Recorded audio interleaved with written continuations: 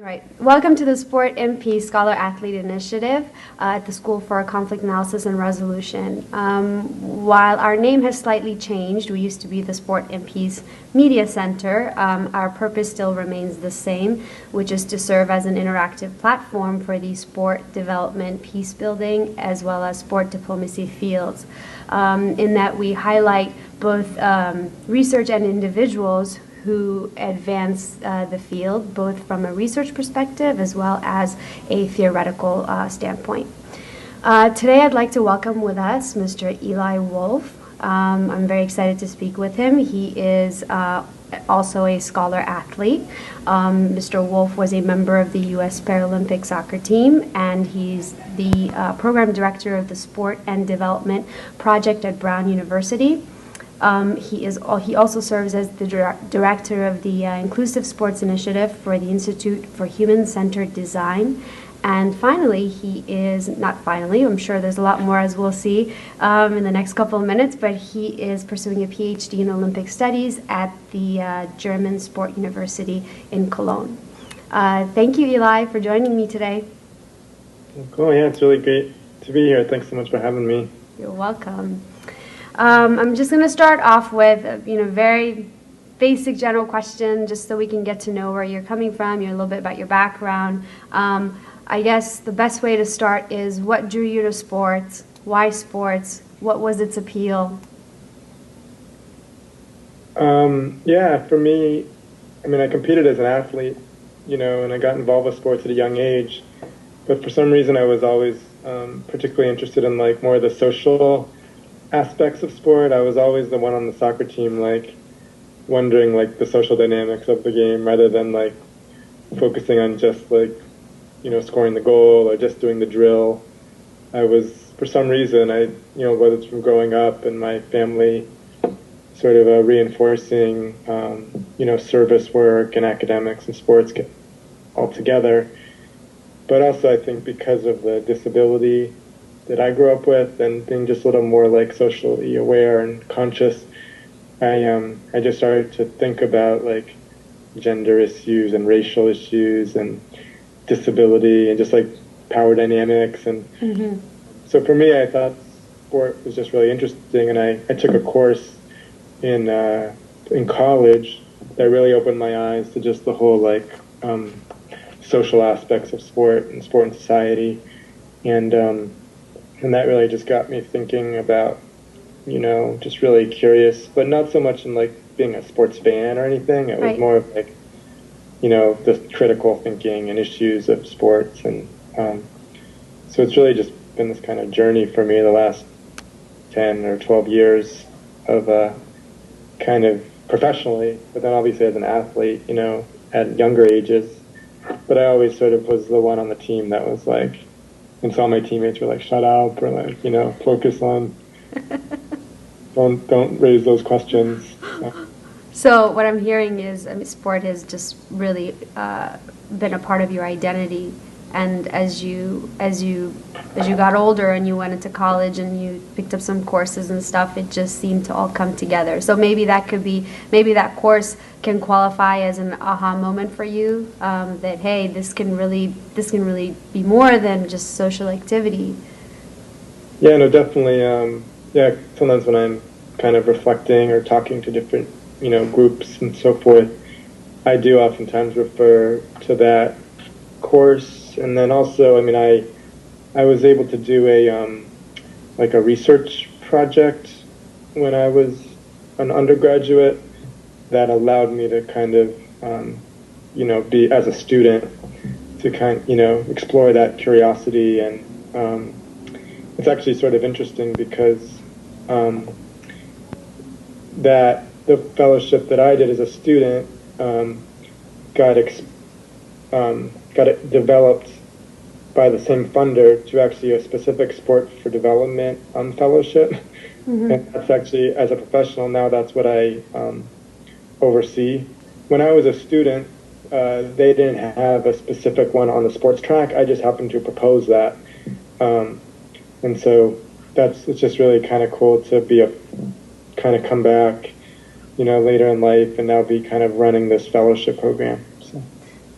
That's what other activities have you been involved in? I know you've been involved with the UN in drafting a convention. I know you've done things, pretty significant things like that that have set the pace for certain sports. Can you expand on that a little bit? Yeah, I just had really an amazing opportunity to be able to contribute to the UN Convention on the Rights of Persons with Disabilities. Before that, I was involved with the U.S. Supreme Court case for Casey Martin, and I was involved with kind of organizing and mobilizing the national disability organizations to help support Casey Martin. So it was more of an educator advocate role, and that just sort of emerged. It just sort of happened, and that was probably the first. That Casey Martin moment was one of the first kind of mobilization initiatives that I took on, and I think I was. And you've been hooked since. So you've been hooked since. Yeah, I've been hooked in that kind of like the power of people coming together. Yeah. And so that was, and then soon after that, or probably at the tail end of the Casey Martin, I was contacted by some of the folks that were leading the effort around the UN convention, and they were looking for how to incorporate sports and recreation and leisure, physical activity, play, and there had been work done on the for women with CEDAW, the Convention on the Elimination of Discrimination Against Women, and then also on the CRC, which is the Convention on the Rights of the Child. Those just have small mentions and a little bit that speaks about the right to sport and play. But then for the Convention on the Rights of People with Disabilities, it was much more civil society participation, and so that just became this really amazing opportunity to work collaboratively with many organizations all over the world, and to all sorts of stakeholders coming together. And it was at the same time really that the UN and other efforts more broadly than disability for sport for development was sort of taking shape. Right to Play and all these groups were just sort of building, and so to have that opportunity to really work intimately on the drafting of Article 30, which is on sports and recreation, but also to be at the intersection of the sport for development movement. Because I think for me, I was, and still am, I feel, kind of about the, that intersection between sport for development, access to sport, or sport as a human right. And, because I really ultimately, I believe very much so that people of all abilities and backgrounds and so forth should be able to reach their potential and have access to sport. And that is kind of a fundamental right. It's part of the human condition, so, and so that's really what, and so some of that's couched in the sport for development movement. But for me, kind of coming from a rights perspective, and kind of I find that really interesting. And then also connecting to the Olympic, Paralympic side is the, Olympism and the Olympic Charter, which articulates sport as a human right. So that also, so going from the CRPD work, and then also being involved with the Olympic movement, and I was asked to be a part of the a number of the leadership academy through the International Olympic Academy, in Greece. That also had a really formidable impact, and now doing presentation and work around Olympic values and how they connect to sport for development and human rights. So it's sort of, again, been kind of this ongoing journey.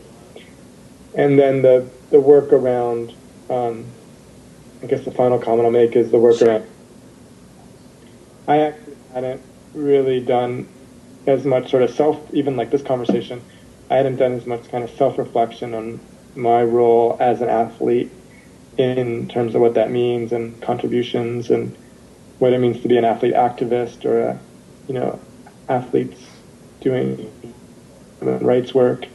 But I was part of I got contacted by a colleague now, Peter Kaufman, who was doing interviews with athlete activists. And then that just got me interested to kind of explore that realm. Mm-hmm. Athletes that are doing work across sector, but still in the sport for development space. So that's sort of been a kind of another strand of my interests that have emerged. Mm-hmm. But I think at the core, I mean, the disability work I think has stayed, pretty core. But then this growth of the sport for development field is, and I think just when I was involved as an athlete, the ability to, be engaging with people from all over the world, that I really like the collaborative global work. The sport field has gotten a lot of slack, especially from academics. I think in terms of its effectiveness and its sustainability. So some might make the argument, well, sport might give access to an environment where one can be a little bit more free in their play, and they can, maybe even, a neutral space where they can kind of, forget about all the different, gender, racism type of issues and focus on the fact that on their commonalities rather than their differences. And while, as an athlete, I can see that that's true. I also realize that there's a lack of scholarship and literature out there that can actually speak to this in a convincing way. And so, this is a strand of what I would like to also look at in terms of sport diplomacy. But I was wondering if you had any thoughts around that. Maybe specifically also, what can we do as that scholar part to help move that literature forward? Yeah, no, I think that's, the work that I've been doing at Brown and, engaging kind of this network of scholars and from theory to practice, scholars working with practitioners and so forth. Right. Trying to build up the evidence, the journals, trying to, figure out ways to engage scholars that are in other spaces that are not necessarily sport people, but are, outside of sport, to really bring their expertise and their research as an emerging field. Mm-hmm. I think that's important, because of the stigma of sport studies and, particularly in the United States, but in other parts of the world too, that sport management and sport studies are oftentimes kind of siloed. Yes. And so to be able to legitimize that work and to be able to, and then for the sport for development space, to do rigorous research and critical thinking and, high-level scholars. And, I think that is part of it's just the challenge of more of just kind of like public perception or public understanding of what sport is. And then, I think it is sort of something that we're up against, and in terms of, how do we convince people that sport is a legitimate field. And I think that's something that I think it really, there are so many different fascinating aspects of it, and I find it really, intellectually stimulating, and there's a lot of curiosity that can happen in sport studies. But I think that, for an average person, or the way that sort of the average discourse takes place, Mm-hmm. Most of sports is just sort of the entertainment value, or it's Right. more, the logistics or the management, and so I think to have more critical debate or dialogue around sport, it just is going to continue to take, more institutions getting involved, more kind of rigorous thinking, people willing to step outside their bounds. At Brown, which is, good work is being done there in general from a university perspective. Mm-hmm. Oftentimes, and this is actually something that we've seen across the Ivy League, is that scholars are what we call sort of closeted. So they may do sports related work, but they actually like take it off their CVs, or they Interesting. incorporate it because it's not going to help them with tenure, or it may, you know, confuse their department, or and so part of what, you know, but at the same time, it's actually really interesting because quite a few people from the Ivy Leagues actually go into sports work. So that, you know, a high number of, like, you know, executives in sports, and even now people coming into the sport for development space are actually coming out of. When I say Ivy Leagues, I don't just mean like the core Ivy Leagues. I mean, like, you know, high, you know, like the Stanfords and, you know, the GWs and George Mason. You know, Excuse me, George Mason. And, you know, I mean, all, like, you know, American. I mean, all the schools that have high level, you know, good thinking. Yeah. So you know, the idea is to get. I think though, if like the Ivy League level schools and others, you know, begin to really generate more work, you know, the more journals that come about. Yes. You know, the more there's opportunities for publication, collaboration. You know, the more that there's grant funding, and so I think there's a whole system that has to get into place. And I think it's at the beginning. Yes. My perspective. But I think that, you know, we're like sort of that generation of folks that like has to take charge, you know, we're like, you know, say we're going to help this thing grow. Exactly. No, I'm glad you said that, because I also believe that even though sports has been around for a while, we haven't really begun to discuss it in the ways that we are. And we are going to be, I think, the generation that can really, you know, develop that body of knowledge, and then I just think it's been understudied. I mean, I think sport has been manipulated in so many ways that's all that we see, while we haven't really developed this whole other side here. And I think once we can kind of further that along, it might help to bring a different perspective. Yeah, I mean, there's just, right? You know, I think we're up against a big challenge, you know, because of the way the mainstream portrays, I mean, you know, and just how, you know, I mean, some days I go through the world thinking like everyone does sport for development, but then some days I quickly realize like I'm actually the one who's completely insane. Well, no, I think, but no, that's why we have to stick together. Yeah, no, I think you hit on some key stuff. I mean, partnerships, collaborations, you know, journals, publications. I mean, this is the way to go. And yeah, we'll have our ups and downs. It'll be challenging, but you know, the things that are the hardest to achieve or to work on are things that'll be worth it the most in the end. Yeah. I think so. You know, well, I mean, that's why it's like just, you know, motivating even just to talk to each other, because I think we can inspire each other, and, you know, be able to say we're gonna. Because I don't know, sometimes I feel like the most excitement when I like talk to like the average Joe kind of like sports like enthusiast, and like if I can get him to have an aha moment that I'm like feel like I've done my work for the day. Oh man. Well, if anything, Eli, our humor will get us through all of this. A good sense of humor. No. I even like the Olympism, you know, because I've been doing Olympism work, you know, and trying to bring that into the fold. And, you know, some days I think everyone knows what Olympism is, but then I quickly realize that nobody actually knows what. Yeah, no, the thing is about Olympism is,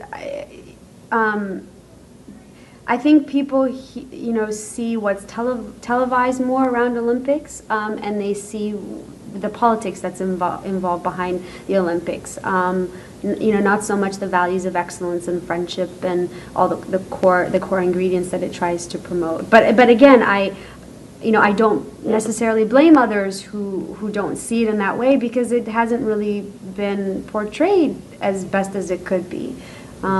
So, you know, you've got your work cut out for you. Yeah. In terms lots to do. Yeah. But no, it's really, you know, it's exciting to see, you know, the number. I feel like the last five, at least from my perspective, the last 5 years, there's been like a, I wish I could like map it or something, it's sort of been like, but then I feel like it's kind of, really gone up a lot. Yeah. In many respects. So I feel like we have to do that study to like track the progress. So we can show others potentially, well, this is kind of what you're going to expect to go through. Just hang on. Something whether you like it or not. Exactly. Well, can you, I mean, unless, there's anything you want to expand on, I mean, I'd kind of like to give you the floor if you want to share maybe a funny personal sports story that comes to mind. Anything? Yeah, no, I mean, I think, I don't know, I mean, to the extent that to me, the athlete piece, just kind of hearing athletes' perspectives and how they get interested in social change work. It's like one of the things that I've found interesting is that I think there's like 3 or 4 of my teammates from when I was an athlete on the U.S. team that are now really involved with kind of sport for development. Yeah. And actually, one of my teammates, John McCullough, he's really been involved in different issues. Like he's done a lot with like gender violence prevention, and he's a little bit more on the sports diplomacy side. So he's sure. He has has a lot of leadership roles with the Olympics, and actually as like I'm sort of on the fringe. He's like the athlete representative for the USOC or the IPC or whatnot, and I think that to me as an athlete and kind of thinking about my teammates and kind of like how we influence each other, and how we're now able to translate from our athlete days to our professional work. I think that's really interesting to kind of get people to think about, both while they're currently athletes, but also, once they finish playing or being involved, kind of that, I feel like that transition, and how do we get the education across, how do we help athletes think about the type of work they're doing? Mm-hmm. Those are things that I think are important, and so that's why I'm excited, even though it's going to be a small gathering. I'm excited for those of us that can go to the Ollie Center. Yes. Get together and, have a, just sort of form a little bit of a community. Absolutely, yeah. And again, I mean, I think that's what it'll take, a community that can do big work and that can hopefully not overshadow, but maybe shed a different light on the possibilities of what sport can do. Yeah. I mean, again, it may not solve, protected conflicts or issues around racism or human rights or disability issues, but at least it can do some good. Because I feel like at the end of the day, a lot of it's just about it's about building relationships. I mean, even if you're talking at a local level or at a global, to me, like a lot of the conflict issues and a lot of the ways we relate across different boundaries, whether it's ability, disability, or gender, or race, or whatnot. I mean, to me, it's like what I've found, at least from my experience, particularly on the ability side, is if you're able to make a connection, build a relationship, get to know each other, trust. A lot of it's about trust. Yes. And that's why, for me, when I do work around access to sport and inclusion, a lot of it does relate to peace building, because it's about kind of how do you build relationships and how do you actually get to know people beyond what they look like or how they. Absolutely. So, I think, at all the levels of this work, I think a lot of it really boils down to, how people relate to each other. Relationships. Yeah. Yeah. Well,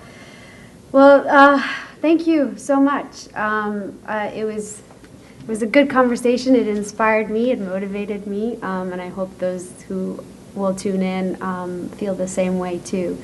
I always enjoy talking together. So. Thank you.